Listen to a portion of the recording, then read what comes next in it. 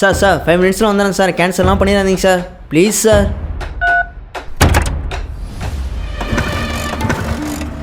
என்னடா தம்பியாச்சு? அண்ணா 5 மினிட்ஸில் டெலிவரி பண்ணணுண்ணா, இல்லைனா கேன்சல் பண்ணிடுவாங்கண்ணா. அடுத்த ஆர்டர் வராதுண்ணா. எங்கே டெலிவரி பண்ணோம்? பக்கத்தில் தாண்ணா, 2 தெரு தள்ளிண்ணா. சரி, வண்டி அப்படி ஓரமாக நிப்பாட்டிட்டு ஆட்டோவில் ஓகேண்ணா. போகலாம்.